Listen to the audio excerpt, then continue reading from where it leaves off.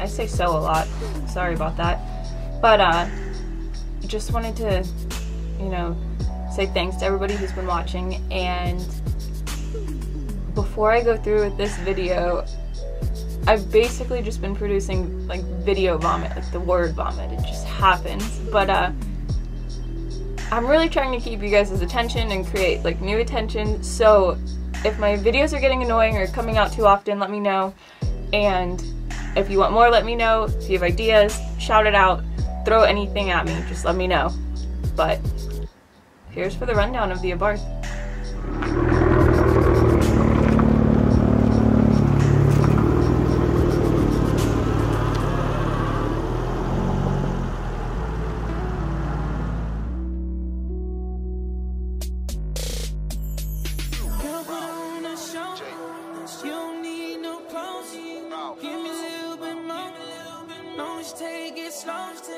I know you don't want to stop. I'm trying to make it. So,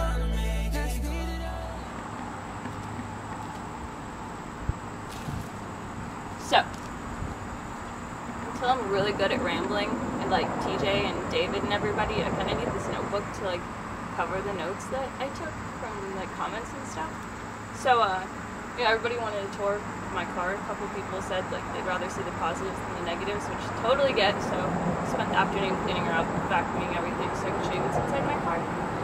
But you know, I actually haven't introduced myself yet. So, my name is Danielle, and I'm from the Pittsburgh area. I mean, the last video I told you what I do, but I totally forgot to give you my name. So, sorry about that. Danielle.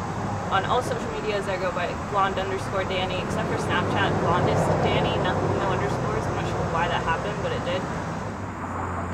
So let's go in for the tour. My car is 2013, and first question that I'm gonna cover was, is it a standard? And the answer is yes. And now I'm gonna give you a spiel about why it is a yes. So, get adjusted here. Why there's a spiel to this is because I've had a couple incidences where I've been confronted by a dealer and asked, oh, do you drive standard? And I'm just like, yes, I do. You want to know why this is so frustrating is because the Abarth, ever since this car was made, which has been a pretty long time, like over a century, the Abarth specifically has never been a automatic transmission because that's the way it's made. It's part of the history. That's the way the brand works. It's how it's been. The whole reason there's an automatic transmission now is because they were marketing towards us Americans, because us Americans aren't cool and not everybody likes to drive standard. So other than that, to get my point across, yes, I drive a standard. So the next question was, somebody asked me how this car is as a daily car, as in the winter, and the thing is, I don't drive this thing in the winter as much because I do have an extra car, sort of. My little sister only got her license this past spring, and I bought this car a year ago with the intentions of giving her my old car, but she never got her license. So come winter, this winter, she'll be living in the city and not needing a car, and this past winter she didn't have her license. So far every winter since I've had this, I've had a spare car to drive and not have to put snow tires on here because it gets like to be 0 degrees here and nothing will grip, so I just drive that one. Funny story though, I did total that car before she got, or while she had her license, in the snow, on ice. She wasn't happy. Paid for the damages and it looks better than before, but it was not a good situation. So yes, this car is great to daily if there's no snow. But also, some things to cover, like, yeah, my car is super small, but if you ask, like, David Patterson or Evan Shanks or TJ himself, they've all managed to fit crap tons of their luggage in it. I've driven to David's in a road trip. I take this car on road trips all the time. I think I'm taking one next weekend. And I can fit superb amounts of luggage. If you put the seats down, it could just be 2 people, or surprisingly enough, if you are just going on a weekend trip, you can fit 4 people and everybody have a single bag in the trunk. So don't let the Fiat fool you. There's definitely storage space.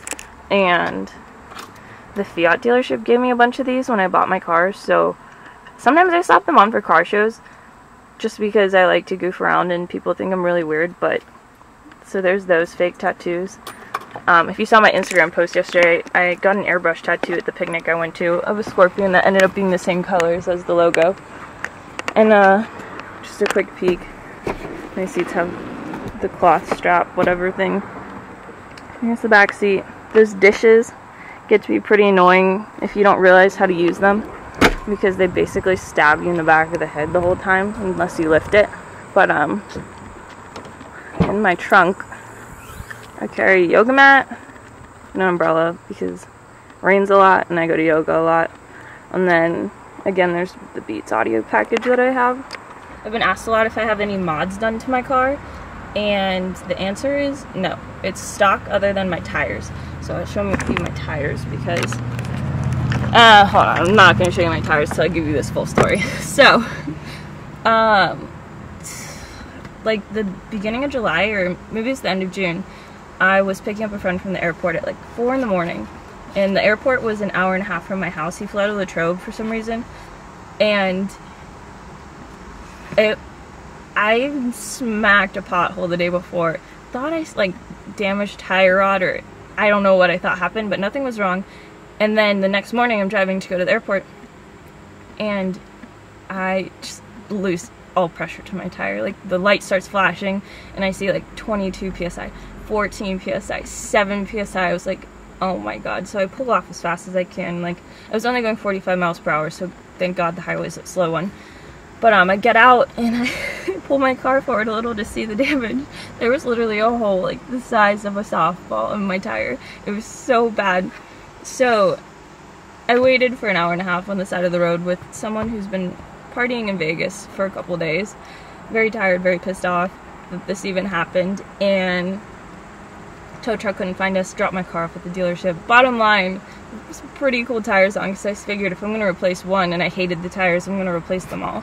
So I put the Dunlop Star Spec 2s or whatever they are, wherever they are, yeah.